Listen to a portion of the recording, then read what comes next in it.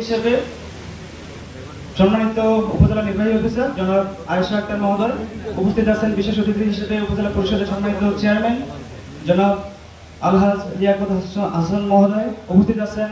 সম্মানিত vice chairman দ্বয় উপস্থিত, আমাদের সহকারী বন সংরক্ষণ এবং অন্যান্য উপস্থিতি সবাইকে সালাম, আসসালামু আলাইকুম। আমাদের বাংলাদেশে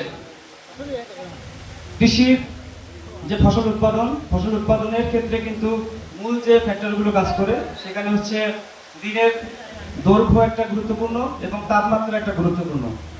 তো এই সারা বিশ্বের যে বৈশ্বিক তাপমাত্রা এটা দিনে দিনে বৃদ্ধি পাচ্ছে এবং এই বৃদ্ধির কারণে কিন্তু টেকসই যে ফসল উৎপাদন এটা কিন্তু বাধাগ্রস্ত হচ্ছে এবং চ্যালেঞ্জিং হচ্ছে।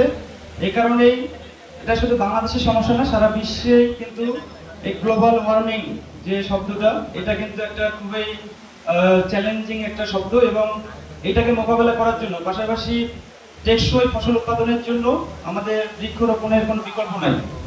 আমাদের প্রত্যেকটা ফসলের প্রত্যেকটা জাতের জন্য নির্দিষ্ট তাপমাত্রা এবং নির্দিষ্ট দিনের দৈর্ঘ্য দরকার।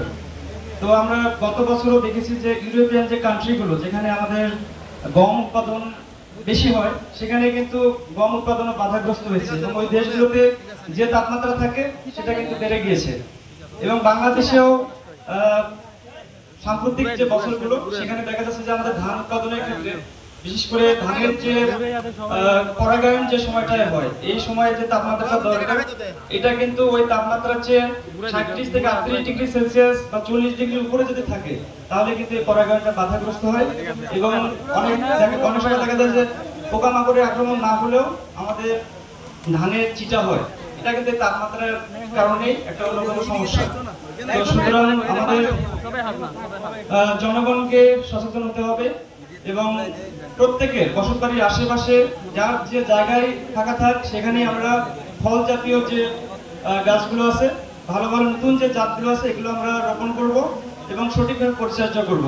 তাহলে কিন্তু আমাদের যে তাপমাত্রা বৃদ্ধি, বিশেষ করে আমরা জানি যে একটা দেশের ভারসাম্য রক্ষার জন্য শতকরা 25% বনভূমি থাকা প্রয়োজন আয়তনের। সেক্ষেত্রে কিন্তু বাংলাদেশের সরকারি হিসাবে এটা